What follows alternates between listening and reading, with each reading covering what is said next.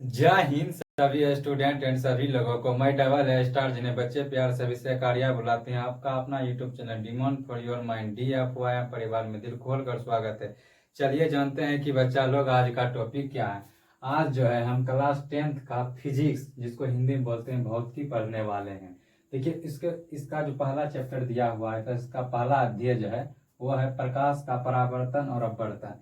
NCERT के अनुसार दिया हुआ है प्रकाश का परावर्तन और अपवर्तन दोनों एक ही में दिया हुआ है। लेकिन हम जो पढ़ाएंगे वो पहले प्रकाश का परावर्तन अलग पढ़ाएंगे, उसके बाद प्रकाश का परावर्तन अलग पढ़ाएंगे, उसके बाद प्रकाश का अपवर्तन अलग पढ़ाएंगे। देखिए, एक जो होता है क्लास 12th में एक इकाई दिया हुआ, क्लास 12th का एक इकाई है जिसको इंग्लिश में बोलते हैं यूनिट, प्रकाश की, जिसको इंग्लिश में बोलते हैं ऑप्टिक्स।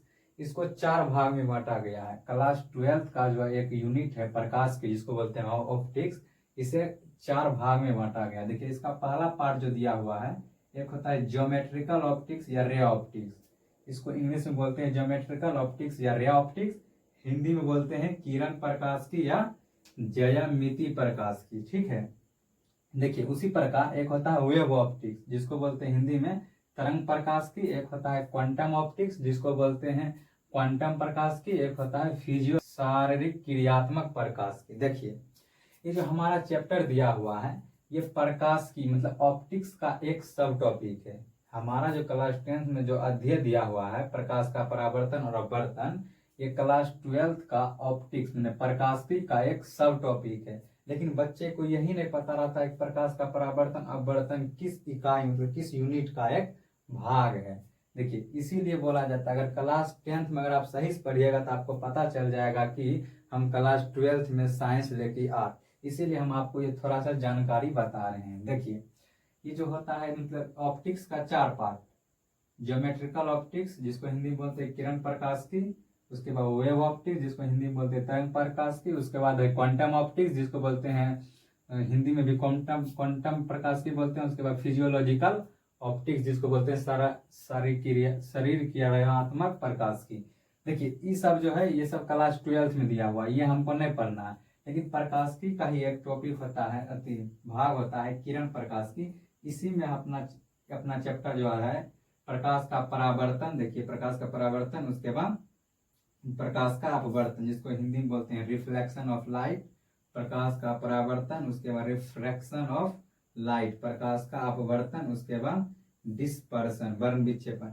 ये पार्ट ही मतलब अपना जो पढ़ना है अपना ज्योमेट्रिकल या रे ऑप्टिक्स किरण या ज्यामिति प्रकाश की ही पढ़ना है। उसके बाद वेव ऑप्टिक्स, क्वांटम ऑप्टिक्स और फिजियोलॉजिकल ये क्लास 12th में पढ़ता है। देखिए, क्लास 12th में भी इसको एक इंट्रो के लेवल में मतलब इंट्रो मतलब इंट्रोडक्शन के रूप में क्लास 12th का भी बच्चा को इसको भी देखना चाहिए, क्योंकि उसको भी पता चल जाएगा कि उसका जो एक यूनिट है ऑप्टिक्स, उसमें कौन कौन सा पार्ट दिया हुआ है, उसमें सब पार्ट को आपको पढ़ना है। अगर आप क्लास 12th में है तो आपको वेव ऑप्टिक्स भी पढ़ना होगा, क्वांटम ऑप्टिक्स भी पढ़ना पड़ेगा, उसके बाद फिजियोलॉजिकल ऑप्टिक्स भी पढ़ना पड़ेगा। देखिए, वेव ऑप्टिक्स में क्या आता है हम आपको बता रहे हैं। वेव ऑप्टिक्स में आपको पढ़ना पड़ेगा इंटरफेरेंस जिसको हिंदी बोलते हैं व्यतिकरण, उसके बाद डिफ्रैक्शन डिफ्रैक्शन जिसको हिंदी बोलते हैं विवर्तन, उसके बाद पोलराइजेशन। जब हम इसको वेव ऑप्टिक्स अगर क्लास 12th में पढ़ाएंगे तो इसको डिटेल से बताएंगे, और जो टॉपिक आता है उसको भी बताएंगे, वेव ऑप्टिक्स का जो पार्ट होता है जब चैप्टर में जाएंगे तब। देखिए, क्वांटम ऑप्टिक्स में जो आता है इलेक्ट्रॉन इमिशन, इलेक्ट्रॉन का उत्सर्जन, उसके बाद क्रॉप्टन इफेक्ट मतलब क्रॉप्टन प्रभाव पढ़ना पड़ता है क्वांटम ऑप्टिक्स का। एक होता है फिजियोलॉजिकल ऑप्टिक्स, इसमें जो होता है इसमें जो शारीरिक क्रियात्मक प्रकाश की जो होता है मानव आंख, ह्यूमन आई। उसके बाद ये एक देखिए, ये इसको देखिए ऑप्टिकल इंस्ट्रूमेंट, प्रकाश की संयंत्र का ही ये पार्ट होता है। प्रकाश की संयंत्र में पहला दूसरा तीसरा दिया हुआ है। इसमें हमको सिंपल माइक्रोस्कोप का हिंदी क्या होता है, सरल सूक्ष्मदर्शी के बारे में पढ़ना है, टेलीस्कोप के बारे में पढ़ना है, कॉम्बाइंड माइक्रोस्कोप के बारे में पढ़ना है, संयुक्त सूक्ष्मदर्शी, और 2-3 वो जो है उसके बारे में पढ़ना है। किसका, ऑप्टिकल इंस्ट्रूमेंट, ये एक पहला टॉपिक हो गया मतलब सब टॉपिक। उसके बाद दिया हुआ मानव नेत्र, ये हो गया दूसरा सब टॉपिक। लेकिन क्लास 10th में जो है क्लास 10th में सिर्फ आपको किरण प्रकाश की ज्यामिति प्रकाश की ज्योमेट्रिकल या रे ऑप्टिक्स का एक मतलब प्रकाशिकी का एक भाग पढ़ना है, किरण प्रकाशिकी, ज्यामिति प्रकाशिकी, जिसको इंग्लिश में बोलते हैं ज्योमेट्रिकल ऑप्टिक्स या रे ऑप्टिक्स।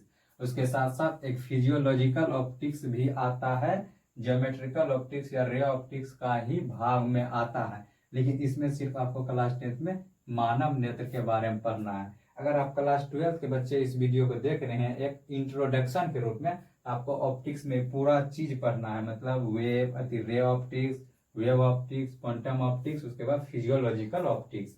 लेकिन आप पूछिएगा कौन चीज की प्रकाश की मतलब जो यूनिट है किस मतलब किस एक मेन इसका भी मतलब जो है मतलब एक यूनिट है, जैसे क्लास 11th में वेव है, एक प्रकाश की जो है मतलब ऑप्टिक्स, ये वेव में भी होता है दो, एक होता है इलेक्ट्रोमैग्नेटिकल वेव, एक होता है यांत्रिक वेव, मैकेनिकल वेव।